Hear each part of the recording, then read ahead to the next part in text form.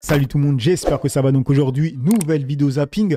Aujourd'hui les amis, on retourne sur Twitter se regarder encore énormément de tweets comme d'habitude. Donc on perd pas de temps, petit like pour la force, petit commentaire pour le référencement. Let's go, on commence avec le tweet insolite de la vidéo qui nous vient de Total Régal et c'est marqué « Quand le foudroyeur de Nen explique son record du monde, à pas confondre avec Hunter x Hunter ». Je lui explique le record du monde que j'ai en tant que foudroyeur de Nen. On écoute ça. Alors les mecs, je vous explique, là ils sont en live TikTok, ils font un match. C'est quoi un match TikTok? C'est tout simplement deux personnes qui se connaissent ou non, qui font un live ensemble, et à gauche il a des viewers, et à droite il a des viewers, et il leur demande de tapoter pour recevoir des likes et du coup gagner leur match. Parce qu'en fait il y a une barre en haut qui passe de droite à gauche, en tout cas pour celui-là qui a le plus de likes. Et pendant le live, ben, ils reçoivent des cadeaux TikTok. Et les cadeaux TikTok, c'est des pépettes, j'en ai déjà parlé. Bref, on écoute. Un métier assez original.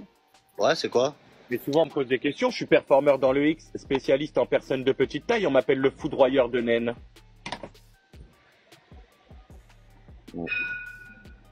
Ah ouais. Sacré métier, hein.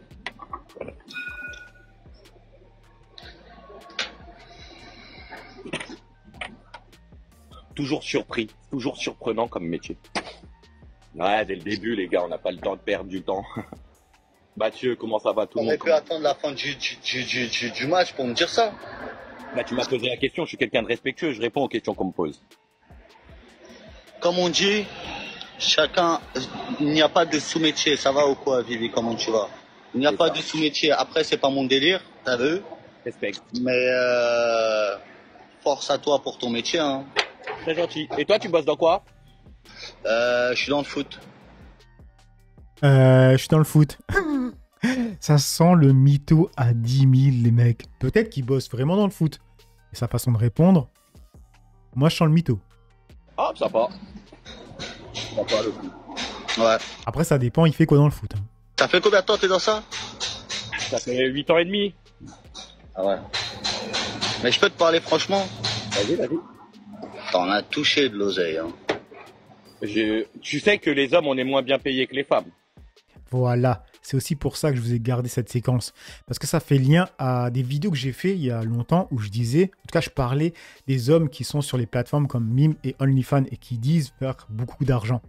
Et je disais plein de choses, vous allez voir, écoutez. Ah ça c'est sûr. Largement moins. Et après, c'est pas pour faire le mec, mais moi je suis super connu en Amérique, mais de base, en France, tu gagnes rien. Voilà, déjà il dit en France tu gagnes rien. Et moi ça me fait rire parce qu'en fait, vous voyez là, lui c'est un hardeur, un acteur dans le X. Et les femmes, elles gagnent beaucoup d'argent. C'est comme dans le mannequinat, les femmes gagnent beaucoup plus d'argent que les hommes. Tout le monde le sait. Et bizarrement, on ne voit pas de mannequin homme, on ne voit pas d'homme hardeur se plaindre sur les réseaux pour dire « Ah, mais c'est pas normal qu'on gagne pas autant que les femmes. » Parce qu'on a pu voir des footballeuses, des sportives râler sur ça. Alors que c'est juste parce que les mannequins femmes et les femmes dans le X rapportent plus d'argent à l'industrie, tout simplement. Comme dans le sport, le foot, ben les footballeurs rapportent plus d'argent que les femmes footballeuses. Donc, c'est juste la base. Voilà. Je voulais préciser ça aussi. Coucou, Ok. Ah ouais. Ça paye pas en France, hein. Les mecs qui te disent je suis blindé avec ça, c'est des mythos. Ou alors, ils font avec des mecs. Voilà. Et ça, c'est ce que je vous disais. Je vous disais tout simplement que les clients pour ces plateformes comme Mime, OnlyFans sont exclusivement des hommes.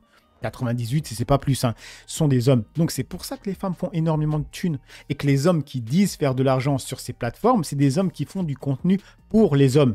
En même temps, tu fais ce que tu veux de ton fion. Si t'es gay en plus, pour toi, voilà, ça change un peu rien. C'est ton orientation sexuelle. Mais si t'es 100% hétéro, mec, ça va faire quand même quelque chose, hein, de devoir se mettre des trucs dans les fesses ou faire des trucs un peu bizarres pour des clients. Non ? Voilà, donc vous savez, ceux qui se vendent de faire beaucoup d'argent, pas les hommes, faire beaucoup d'argent dans le X ou bien sur ces plateformes-là, vous voyez qu'est-ce qu'ils font, tout simplement. Donc ça fait pas rêver les mecs, ça ne fait pas rêver, donc arrêtez de les envier. Ok, d'accord. Moi, je suis professionnel. Je travaille exclusivement avec des personnes de petite taille. C'est ma profession et je suis détenteur d'un record du monde. Je suis le tout premier à avoir réalisé un backflip légotage. Qu'est-ce que je fais? Je prends la naine, je la jette, salto, réception parfaite, légotage, emboîtage. Nice to meet you. Nice to meet you. Nice to meet you. Nice to meet you. Voilà. Et on passe sur ce tweet, on va écouter cette femme parler du capitalisme en 1 minute 20. Let's go. domicile Alors, la question, c'était pourquoi on ne fait plus de tentatives quick sur le président? sur le président. Très bonne question, deux réponses. Premièrement, on est dans une ère où les riches vous font croire que le problème ce n'est pas les riches, le problème c'est les pauvres, les gens de votre classe, en divisant les individus au sein de la classe précaire. Les riches ils ont très bien compris que s'ils ne vous divisez pas, vous allez vous allier ensemble. Donc maintenant ça n'existe plus classe précaire contre classe riche, c'est classe précaire contre classe précaire. Pour ça, les riches ils ont développé une stratégie plus que parfaite. Ils vous ont créé des médias qui vous disent... Voilà, les médias, les chaînes d'infos privatisées, détenues par des riches. Et sur ces mêmes chaînes, on voit quoi? On voit des personnes qui vous parlent de 600 € que des personnes reçoivent pour les fournitures d'école. On vous parle de baisser le SMIC, ça on l'avait vu. Hein. On vous parle du RSA. Mais on ne vous parle pas trop, en tout cas ils ne s'indignent pas sur les revenus des députés, des sénateurs, les avantages qu'ils ont. Ou bien le fait qu'ils voulaient donner 3 000 € en plus aux députés qui ont perdu leur job. Les députés qui sont au chômage et du coup qui touchent le chômage. Mais bon, il ne faudrait pas qu'ils perdent leur train de vie. Vous voyez un peu le délire. Et en plus, j'ai tout simplement une story time pour ça. Vous savez que j'ai déménagé. Et du coup, moi, je fais quand même attention à mon argent, tu vois. J'achète beaucoup de choses. En tout cas, j'essaie d'acheter des choses sur le bon coin. Premièrement, parce que je paye moins cher. Et deuxièmement, parce que je peux trouver des choses qu'on ne va pas voir partout. Toi, j'ai pas envie que chez moi, ça ressemble à Ikea, tu vois. Et en fait, je cherchais des tringles en laiton. Je crois que vous allez voir là derrière. Voilà. Et j'en ai 2, 3, 4. J'en ai acheté 4. Et j'ai cherché sur le bon coin. De base, j'en cherchais des anciens, tu vois. Et je suis tombé sur une annonce des tout neufs. Et en fait, on va les chercher. On arrive où? Au centre-ville de ma ville, tu vois. Le côté des blindés. Des blindés de chez blindés. On rentre. La porte, elle était immense. Ça veut dire que quand tu rentres dans l'entrée du bâtiment, en fait, les escaliers, tu te crois dans un château. C'est une folie. Et chaque étage, c'est 2 personnes, tout simplement. Une grande porte. Le mec, il ouvre la porte, les gars. Quand je vous dis que son couloir, tu sais, le couloir qui dessert les cuisines, les salons, les machins, c'était un appartement. Il était énorme. Le couloir était large. Franchement, il faisait au moins 2 mètres de large. De largeur. Pas de longueur, de largeur. Et il nous passe le carton. Le carton était fermé. C'est-à-dire que le mec, il a dit « Ouais, on l'a commandé, il a mis trop longtemps à venir et du coup, on en a acheté d'autres. » Il n'a même pas pris le temps d'ouvrir le carton. On a pris le carton, on est parti. On l'a ouvert. Dans le carton, il y avait donc les tringles en laiton et il y avait un store. Il avait dû acheter avec, tu vois. Bon, cadeau, hein, tout simplement. Et du coup, on a le nom de la personne sur le truc, tu vois. Et pourquoi je vous parle de ça? C'est que la personne qui est dedans, c'est une personne qui est au Sénat ou je ne sais quoi. Parce qu'il y avait le nom dessus. Qui vient de quel pays? Putain, j'arrive plus à me rappeler, je demanderai à ma femme et je vous mettrai sur l'écran le nom de la personne. Et la femme, elle travaille au Parlement, les mecs. Elle travaille au Parlement. Et j'en suis sûr que l'appartement, si c'est pas à eux, c'est un appartement de service, de fonction, pardon. Donc ces gens-là, là, les députés et sénateurs, ils ont en plus des appartements de fonction. Et quand on le dit, vous savez qu'en vidéo, on dit « Ouais, ils ont des avantages, ils ont des appartements. » Tu sais, on le dit un peu vite fait comme ça. Les mecs, quand vous êtes en face de ce genre d'appartement, vous brillez dans la tête. Vous brillez, c'est des appartements, on parle en millions. Parce que l'appartement où il était situé, la taille, il faisait minimum 200 mètres carrés. Là où il est situé, le volume haussmannien, au plafond de fou malade, minimum 1 million, 1,5 million. Minimum, les gars. Sérieusement, et je n'abuse pas. Donc, c'est ou bien un appartement de fonction, ou bien tout simplement, ils se l'ont payé, voilà. Voilà. C'est ce genre de vie qu'ils mènent, les mecs. Pour ce qu'ils font. Hein. Après, je sais pas ce qu'ils font, hein, si c'est intéressant. Bref, j'ai un peu trop parlé, mais voilà, pour vous dire. Quand on dit qu'ils ont des avantages, on en parle un peu trop vite. Il y a des sacrés avantages qu'ils ont. On continue. La journée que le problème, c'est les gens de votre classe. Et vous ne le saviez pas, les médias, ils sont détenus par les riches. Les news, BFM, c'est qui tient ça? C'est les riches. Donc ils vont avoir des débats plus que stupides à la télé. Genre, guys, le problème, ce serait pas le voile, sujet, verbe, immigration. Qui crée que les classes précaires, au lieu de voter pour leurs intérêts économiques, ils vont dire non, mais je pense que le problème, c'est les immigrés. Donc ça crée toute une stratégie où on ne hait plus le gouvernement en place parce qu'il nous donne rien à manger. Et on hait les gens qui, eux aussi, n'ont rien à manger. Deuxième raison, ils ont créé le rêve français de American Dream, la méritocratie, le concept le plus crazy du monde. Te faire croire que si tu travailles très très très fort et beaucoup et très bien, tu vas finir riche. Et nous, on y croit. Il y a aussi une injonction au travail qui est très forte. Tu fais la grève, t'es un feignant. Tu travailles pas, t'es un feignant. Tu sers à rien pour la société. Chômeur, c'est devenu une insulte. Tout ça pour te faire croire en fait que si t'es pas riche, c'est de ta faute. Alors que tu peux travailler tous les jours de 6h à 6h, tu seras pas riche. Jamais. Parce que les riches, ils gagnent en un jour ce qu'on gagne nous pendant toute une vie, si ce n'est plus. Donc voilà pourquoi les pauvres se révolteraient, alors que c'est de leur faute s'ils sont pauvres. Vous avez compris ou pas C'est de la faute de tout le monde, sauf des riches. C'est ce qu'on entend à longueur de journée. Après, bien sûr, quand elle dit ça, c'est pas pour que les gens restent sur leurs acquis ou bien ne foutent rien. Bien sûr, moi, je suis le premier à dire qu'il faut se bouger le cul pour avoir une meilleure vie. Mais moi, quand je l'écoute, ce que je comprends, c'est tout simplement que c'est déjà biaisé de base. Et ça, c'est la réalité. Donc, nous partons vraiment du plus bas, du plus bas, du plus bas, tu vois. Et ça, c'est réel, les amis. Bref, Ah, pourquoi on n'attaque plus les riches et le gouvernement et le président. Bisous. Ok, voilà. Ben, dites-moi ce que vous en pensez. Et on enchaîne sur le tweet de Alerte Info, c'est marqué Flash, s'il est élu président, Donald Trump promet de condamner à quick les VOL d'enfants. Et le tweet résume toute ma pensée. On se réjouit d'une chose qui devrait être normale, oui les amis. Et je vais préciser une chose, parce qu'il y a des gens qui vont dire « Oui, la peine de mort, gna gna gna. » On ne dit pas qu'on va automatiquement flinguer quelqu'un. C'est-à-dire que c'est pour les personnes, moi je l'avais dit, hein, c'est pour les gens qui ont fait des actes de barbarie. Eux, quick automatiquement. Et bien sûr, des gens avec qui, sur qui on a des preuves factuelles où on ne peut pas se tromper, tout simplement. Tu vois, c'est pas genre, ah, toi, on a des doutes, alors on va te flinguer. Non, non, c'est des gens où on a une certitude, tout simplement, que cette personne l'a fait. Tu vois ce que je veux dire? Voilà. Donc, arrêtez avec vos, oui, on ne peut pas flinguer quelqu'un comme ça. Gna gna gna. Oh, les gars, acte de barbarie. Sur un enfant. Vous voulez quoi, en fait? Vous voulez que lui, on le met en prison et que nous, avec nos impôts, on lui paye à boire, à manger et ou dormir, chauffage, etc. Alors qu'il y a des gens qui vivent dans le froid, dehors. Non mais... On passe sur le tweet suivant de John DeLorean et c'est marqué « Nathan Dever passe vraiment pour le clown qu'il pense être ». Mais c'est pas la même chose que quand Donald Trump dit que Kamala Harris n'est pas noire et qu'elle est devenue noire. Dans un cas, il y a une insulte raciste, dans l'autre, il y a une critique. Vous mettez pas la phrase en entier. Donald Trump disait, moi, pendant des années, on m'a dit que Kamala Harris était indienne et maintenant elle est noire quand il y a des élections. C'est pas du tout une insulte raciste. Il dit pas qu'elle était pas noire. Il dit, moi, pendant des années, on m'a dit qu'elle était indienne et maintenant, désormais, elle se définit comme noire. Il y a aucun racisme là-dedans. Voilà pourquoi à chaque fois, je dis aux gens, prenez l'entièreté de mes propos. C'est trop facile de prendre un morceau et de me faire dire ce que je n'ai pas dit. D'accord? Vous voyez comment ça change quand on prend l'entièreté d'un propos de quelqu'un? Bien savoir où est le racisme dans ses propos. Voilà. Et quand dans les commentaires, on prend juste une partie de mes propos, venez leur dire, prends l'entièreté de tout ce qu'il a dit. Et il va bégayer pareil. Non mais regardez, c'est magnifique. Et maintenant, désormais, elle se définit comme noire. Il n'y a aucun racisme là-dedans. Je veux bien savoir où est le racisme dans ses propos. Non mais c'est-à-dire c'est tellement évident. C'est difficile. Mais c'est pas la... Voilà, après, là, j'aurais voulu voir la suite de sa réponse. Ça, c'est vrai, les mecs, ça, c'est vrai. Et on passe sur ce tweet, et là, on va parler un peu du conflit israélo-palestinien. Et c'est marqué, l'un des meilleurs profs le dit depuis des mois.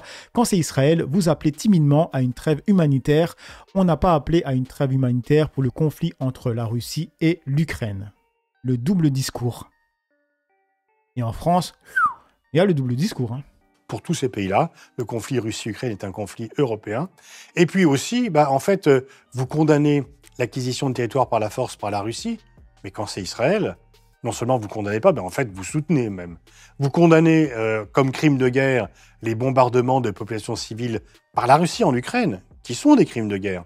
Il ne s'agit pas d'exonérer Poutine et l'armée russe de sa culpabilité, mais quand c'est Israël, vous appelez timidement à une trêve humanitaire. On n'a pas appelé à une trêve humanitaire pour le conflit entre la Russie et l'Ukraine.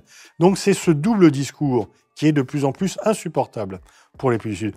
Et à la fin de mon livre sur la guerre en Ukraine, j'ai travesti les deux communiqués du G20, l'un sur le conflit israélo-palestinien, l'autre sur la guerre Russie-Ukraine, en inversant les termes. Et on voit un peu quand même, oui, on ne dit pas les mêmes choses sur deux conflits différents et on n'appelle pas à la retenue les participants du conflit Russie-Ukraine. On appelle à la retenue les protagonistes du conflit Israël-Palestine. Pour prendre encore un exemple, la Russie annexe la Crimée en 2014, c'est illégal au niveau du droit international. C'est illégal, je ne dis pas le contraire. Mais disons que les gens qui avaient été en Crimée étaient d'accord avec ça. Lorsque Israël annexe Jérusalem-Est, c'est tout aussi illégal. Et le moins que l'on puisse dire, c'est que la population annexée n'est pas vraiment d'accord avec cette décision, avec cette action. Dans un cas, on prend des sanctions contre la Russie, dans l'autre, on n'agit pas. Et donc, ce double standard apparaît de plus en plus comme aux yeux des autres et apparaît de plus en plus comme étant insupportable. Et on enchaîne sur ce tweet de Cory Le Gouen où c'est marqué « L'ancienne prisonnière israélienne de Gaza, Noa Argamani, a publié sur sa page Instagram « Je ne peux pas ignorer ce que les médias israéliens m'ont fait au cours des dernières 24 heures en sortant mes propos de leur contexte. Les membres des brigades Al-Qassam ne m'ont pas frappé pendant que j'étais en captivité, ni ne m'ont coupé les cheveux. J'ai été blessé par l'effondrement d'un mur provoqué par une frappe aérienne israélienne. Je tiens à souligner que personne ne m'a frappé pendant ma captivité, mais j'ai été blessé sur tout le corps après la frappe aérienne. Je suis une victime du 7 octobre et je refuse d'être à nouveau victimisé par les médias israéliens. » Donc là, c'est une Israélienne qui parle. Et il y a son... Attendez, le screen juste là de sa story Instagram, voilà, pour ceux qui pensent que c'est fake. Après, ils vont dire, oui, c'est en hébreu, on ne comprend pas, comme cette personne qui est juste ici qui a mis ça. Et, voilà, qui a dit, c'est sourcé. Perso, je lis pas l'hébreu. Il y a littéralement une capture d'écran de sa story Instagram sur laquelle tu peux directement traduire l'hébreu. Avec un téléphone, tu fais un screen et tu utilises une application, ça va te le traduire automatiquement. Bref, et on enchaîne sur ce tweet et on va parler de ce qui se passe très rapidement au Maroc. Donc j'ai vu pas mal d'influenceurs qui s'indignent de ce qui se passe au Maroc, hein, des Français d'origine étrangère qui vont là-bas et qui foutent la merde, comme ils le font en France. Mais bizarrement, tous ces influenceurs ne se sont pas révoltés, ne sont pas indignés quand ces gens-là faisaient ça en France. Voilà, 2 poids 2 mesures comme on dit. Donc on peut voir des mecs en compète faire chier le monde. Et je vous ai dit que j'ai déménagé, que j'ai troqué grosso modo le bruit des compètes au bruit des clochers et des oiseaux. Et croyez-moi que je vis ma best life. Sérieusement, là, j'ai plus de bruit. C'est génial. Franchement, c'est une folie. Mais après, je vous cache pas, quand j'étais tout petit, à la cité, j'étais trop content d'entendre ce bruit. J'allais vite à la fenêtre pour regarder qui roulait avec la compète. Toi. À l'époque, voilà, il y avait une 125 RM, il y avait, ou bien les mobilettes. Il y avait les mobilettes avec les 103, avec des pots Lini, des pots super longs, pour ceux qui connaissent, hein, ceux qui ont connu cette époque. Je me rappelle, il y avait un grand du quartier qui avait une 103 verre bouteille avec un pot Lini super long comme ça qui tournait. Pff, laisse tomber. Bref. Et quand j'étais petit, je kiffais ça, tu vois. J'arrivais à reconnaître la moto, c'était la moto de qui, c'est qui roulait, etc., tu vois. Et je suis arrivé à un âge où ça m'a gavé, tout simplement, tu vois.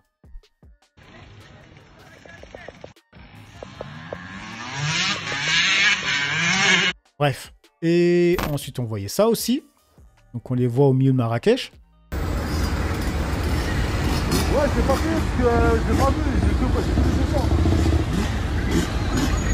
Il faut savoir qu'il y a eu des accidents. Il y a des mecs en voiture.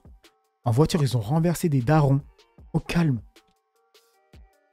Ils font comment dire, des courses sur les routes à Marrakech. Et là, c'est marqué incroyable. Maintenant, je comprends le français de souche face à ces franco-algériens qui sèment la racaille au Maroc. Vive le royaume de France. Donc, le mec, il a besoin de voir ce qui se passe au Maroc pour comprendre ce que ressentent les Français chez eux.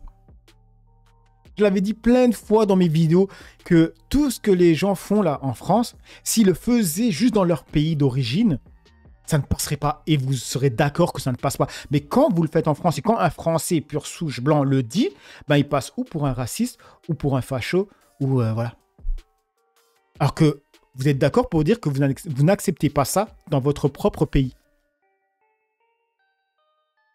Très bien arrivé au Maroc, les gars, avec mon pote Boussy. Incroyable, c'est incroyable. Non, mais... Voilà, ça c'est un autre influenceur. Bon, lui, il n'est pas en train de s'indigner, hein. C'est Farez Salvatore. Et là, on va entendre quelqu'un qui va parler. Donc, il s'appelle les French Arabic. On les appelle comme ça là-bas. Lignée des précédentes publications, ne swipe pas, je vais te montrer un truc, t'es pas prêt. Tu vois ça? Ce que tu vois là, c'est Prestigia. Prestigia, qu'est-ce que c'est? C'est un domaine de luxe au sud de Marrakech. Ce sont des appartements, des villas à 200, 300 000 euros, 400 000 euros. Des gens mettent leurs économies pour... Voilà, et derrière là, c'est là où on a vu le mec en compète. Ça veut dire c'est des appartements à 200, 300 000. Mec, déjà juste en France, 200, 300 000, t'as un bon appart. À part si t'es à Paris, t'as de la merde, tu vois. Mais dans tout le reste de la France, à part les coins très riches, t'as un bon appart. Les mecs, ils vont là-bas, ils dépensent cette somme pour aller au Maroc. Donc ils doivent avoir des sacrés apparts. Et ils tombent sur quoi? Des gens qui viennent avec leur compète. Dans ce domaine prestigieux qui est un domaine protégé avec de la sécurité, etc. Et voilà ce qu'il est devenu. Voilà ce qu'il est devenu de ces gens-là, les gars. Sachez qu'ils ont maintenant un nom, on les appelle sur les réseaux les French Arabiques. Très bien arrivé au Maroc, le gars, avec mon pote Poussi. Incroyable. Il faut comprendre que les personnes d'origine étrangère dans d'autres pays ne se comportent pas comme ça. C'est exclusivement, pratiquement, que les Français. Quand je dis les Français d'origine étrangère. Et ça, c'est le problème. En fait, je pense vraiment que c'est l'État français qui a généré ces gens-là. Pourquoi? Parce qu'il n'est pas assez ferme, tout simplement. C'est la réalité. Moi, je pense pas que c'est intrinsèquement dans les gens, tu vois, genre c'est à cause d'une origine, ils se comportent comme ça. Non, non, non. Parce que les mêmes origines, dans d'autres pays, ils se tiennent très bien. C'est juste qu'en France, en fait, on a laissé faire. Tout simplement. Ils ont tellement peur d'être traités de racistes que tout d'un coup, ils laissent tout faire et qu'en plus, voilà, en même temps... Incroyable. Non mais il est fou de passer comme ça. J'ai dans mes commentaires plein de Français qui viennent qui disent « Pourquoi vous dites que c'est des... » Et je dis quand c'est un Français, il passe pour un raciste. Et si c'est un Noir comme moi qui dit ce que je dis, ben, il va passer automatiquement pour un bounty. Voilà. Et quand c'est un Arabe, il va passer pour un harki. Français, pourquoi vous dites pas que c'est des gens de chez vous? Ce sont des Maghrébins. Non, non, non, les gars. Ce sont pas des Maghrébins. Ce sont pas des gens de chez nous. Même s'ils ont des origines nord-africaines ou africaines.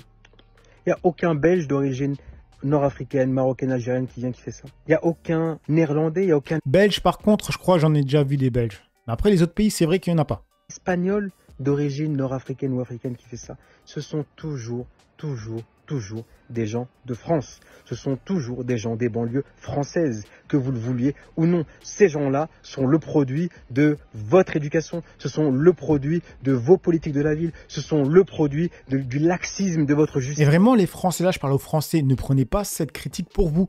C'est le gouvernement qui est responsable. Sérieusement, les mecs. Voilà qui sont ces gens-là. Ces gens-là, ils n'existent pas en Belgique. En tout cas, quand ils viennent au Maroc, ils ne sont pas comme ça.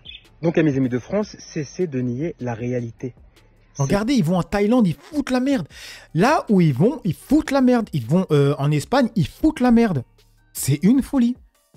Ils n'ont aucune éducation. Ces gens-là viennent de France. Ces gens-là représentent la France. Ces gens-là sont nés français, parlent français, pensent français, vivent en France, ont étudié en France, ont grandi en France, etc., etc. Ils ne vont au Maroc que 15 jours, 3 semaines dans l'année. Donc ne niez pas la réalité, il y a un problème avec ces gens-là. À la base, ce problème était en France. Aujourd'hui, il dépasse les frontières. S'il n'est pas réglé en France, en tout cas au Maroc, soyez sûr qu'il sera réglé. Voilà. Et on passe sur ce tweet, et là c'est un autre influenceur qui s'indigne aussi. Moi, quand je les vois, en fait, la première chose qui me traverse l'esprit, c'est bizarrement, je n'ai pas vu de vidéo de vous quand ils faisaient la même chose en France. Un petit message à tous les touristes qui viennent au Maroc. Et surtout aux gars de cité. Je parle pas des familles. Je sais, vous avez les codes, vous venez en vacances, quand vous venez au Maroc, vous profitez du pays, vous profitez du climat, vous profitez de la nourriture, vous profitez du paysage. Et d'ailleurs, félicitations et vous êtes les bienvenus chez nous au Maroc. Vous pouvez même investir, vous êtes les bienvenus. Par contre, un petit message à tous les mecs de cité et qui en plus de ça, vous n'êtes pas marocain. Moi, je vais vous le dire, avec des paroles crues. Déjà de une, t'es pas marocain. T'es pas de chez nous. On pas que chez nous. Et ensuite, il y a lui aussi qui s'indigne. Bon, il s'appelle comment? Bon, les gars, il y a monsieur Walid Saks. Amouchi, directeur général de la sécurité territoriale marocaine, hein, qui a dit qu'il allait remettre de l'ordre dans Marrakech. Hein, temps prestigia, hein, accident, course, bagarre, tu vois. Parce qu'en fait, il y a des gens, ils viennent au Maroc, ils se croient tout permis. Ils croient c'est GTA. Non, ils se croient comme en France. C'est ça que tu aurais dû dire. Bizarrement, on vous a pas dit, on vous a pas vu en parler quand ça se passe en France. Et il y avait aussi, parce que je sais que certains vont me dire, ah mais t'as vu, il y a Bassem aussi qui en a parlé, parce que oui, il y a toujours des gens pour me dire, oui mais Bassem, il dit des trucs vrais, c'est pour ça. Et Bassem, il est marrant, c'est pour ça qu'on le suit. Comme j'ai dit dans d'autres vidéos, même des tueurs en série peuvent dire des vérités. Même des tueurs en série peuvent être marrants. Non mais faut arrêter les mecs. Et en plus, c'est ça que vous défendez, ce mec qui frappe, parce que ça c'est une vidéo avec Bassem, hein, qui frappe un handicapé. Ils sont à 3 sur un handicapé. Les mecs. Et c'est ça votre gars. Parce que je les vois, les mecs. Ah, vous avez vu, Bassem aussi, il parle vrai. Il a dit, ouais, c'est pas bien ce qui se passe au Maroc. Hein. C'est ça votre gars, qui frappe un handicapé, les gars. D'accord? On finit sur ce tweet de Marcus Dia. Et là, on voit à nouveau Bassem, tu vois. Bon, c'est marqué. Cette vidéo est surréaliste et en même temps démoniaque. Ça parle de génocider des Noirs. Bassem Braki, tel un chef de meute, félicite ses troupes et les encourage à faire des lives qu'entre eux. Parce que oui, Bassem est en train de féliciter la haute personne de ce live qui s'appelle Yousra Cam M1, tu vois. Et ensuite, on entend donc cette personne parler. Écoutez bien. Tous ces trucs-là. Bref. Moi, messieurs, alhamdoulilah, vous êtes là, vous êtes bien. Moi, je vais préparer en haut. Force à vous. Et puis, barakallah. J'ai fait exprès d'avancer, hein, parce que moi, écoutez sa voix, franchement, je sais pas comment vous faites. Hein. Comme vous tous qui êtes là, wallahi, on est fiers et honorés. Est-ce qu'il avait des lèvres qui sortaient? T'as vu, c'est tous les mêmes. C'est lunaire, cette discussion. Elle est lunaire. On m'a dit aussi qu'il y avait des personnes kémites qui parlaient pratiquement pareil. C'est la même merde. Si je tombe sur une vidéo de kémites qui parle pareil, je la poste pareil, les mecs, d'accord? Mais écoutez-moi ça. Écoutez-moi ça. Et c'est des gens qui vivent en France. En fait, si tu détestes tant les Noirs ou je ne sais quoi, les gens qui sont ici en France, mais casse-toi dans ton pays et tu vivras qu'avec des gens comme toi. Mais ne viens pas dans un pays étranger pour être que avec des gens comme toi. C'est complètement lunaire. Tu viens dans un pays étranger où tu sais qu'il y a une diversité et tu veux pas que ces gens-là soient là. Non mais va dans ton pays et tu restes dans ton pays d'origine et tu restes entre toi, entre vous, toi. Oui, effectivement. Donc c'est un subsaharien, il doit venir du Tchad, du Niger. Voilà, il a dit en fait, désolé d'avoir coupé, il a dit est-ce qu'il avait les lèvres qui sortaient? Parce qu'en fait, comme il y a des, tu vois, malheureusement pour eux, toi, je dis bien malheureusement pour eux parce que ça les fait chier, qu'il y a des Marocains, des Algériens, des Tunisiens qui sont noirs. Donc pour les reconnaître, ils disent ah, s'il a des grosses lèvres, c'est pas un Tunisien, un Marocain ou un Algérien, ça doit être un subsaharien, tu vois? Du Mali. Ouais. Mais moi, je pense que ce peuple aurait dû être éradiqué depuis longtemps. Hein. Ouais, ça me pensait. Et dit, je pense que ce peuple aurait dû être éradiqué depuis longtemps. On aurait dû laisser les nazis faire le taf, là. Non, pas les nazis. Mais moi, je pense que... Les nazis, à l'époque, ils avaient demandé à faire alliance avec nous et on a refusé. Tu mens. Quand? J'ai jamais entendu cette histoire que les nazis voulaient faire alliance avec, je sais pas de quelle origine elle est, et pour flinguer les noirs, tu vois. Voilà, que du temps, ça en plus, on me l'a appris à l'école. Hein. Alliance avec nous, mais pas pour éradiquer les Khal. Non, mais c'était la seconde étape, les Khal, c'était les feuilles après les Khal. Hein. Et du temps, ça, on me l'a appris à l'école, wallah. Vous voyez, quand je vous dis qu'en fait, il n'y a pas d'origine de raclure, là, c'était maghrébin, tu vois. On avait vu une vidéo avec des juifs, pareil, ils parlaient pareil. On avait vu une vidéo avec des blancs, pareil. Ils parlaient dans le même style, tu vois. Et bien sûr, on m'a dit qu'il y a des kémites. J'en doute pas. Hein. Moi, je l'ai dit. Hein. Être raciste, être une raclure de merde, bah, en fait, c'est pas l'apanage d'une seule ethnie. Mais voilà, j'avais une prof, c'était la Sistra. Hein. Mais voilà, j'avais... C'est qui est parti? C'est Tim Hlib. Parce qu'il y avait un écho, je pense. Bah si les nazis, bah moi je suis un national-socialiste, donc personnellement, pour ma part, je suis contre... Tranquille les frères, les sœurs, wallah, vous parlez de nazis, Hacham les frères, ouais. Toi, il lui dit, il est choqué, mais bon, il doit être choqué qu'ils le disent devant tout le monde, tu vois. Hacham, il y a un peu honte, etc. Ça veut dire un peu ça, tu vois. Voilà les mecs. Voilà, mec, dites-moi ce que vous en pensez de cette petite, elle n'est pas si petite que ça, elle va être assez longue, je pense, vidéo zapping réaction, dites-moi ce que vous en pensez, dans la joie et la bonne humeur, sans insulte comme d'habitude, n'oubliez pas le petit like pour la force, le petit commentaire pour le référencement, j'ai assez parlé à vous d'écrire, ciao tout le monde. Bon les mecs, je vous reprends quelques secondes parce que je suis en plein montage de ma vidéo et j'ai pensé à un truc, c'est que je vais avoir ce genre de commentaires que Marcus Dia a reçu sous la vidéo avec Bassem, parce qu'il y a des gens qui adorent défendre Bassem ou toute sa clique en essayant de faire de la surenchère. Donc là, la personne a dit « Tiens, grosse merde, qu'as-tu à dire sur cela ?» Donc il nous montre un fait divers qui s'est passé avec une jeune migrante subsaharienne qui agresse physiquement une mamie marocaine devant ses petits-enfants. Bien sûr que je ne valide pas ça, bien sûr qu'on condamne ça, mais en fait, ils essayent de défendre cette clique en apportant des choses où des noirs font des dingueries.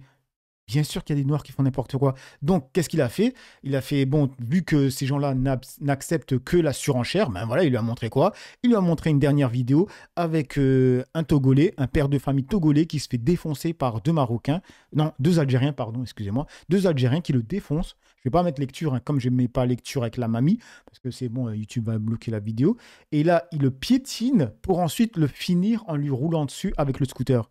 Donc, bien sûr qu'il y a des merdes des deux côtés. Les mecs, arrêtez de vouloir justifier une bande de sous-merdes qui parlent de génocide de noirs en apportant des vidéos avec des Noirs qui font des dingueries alors qu'il y a les mêmes vidéos avec là des Algériens ou même des Marocains ou des... je ne sais... Voilà, dans toutes les origines, il y a des merdes, les mecs. D'accord? Ok? On arrête là? Bref.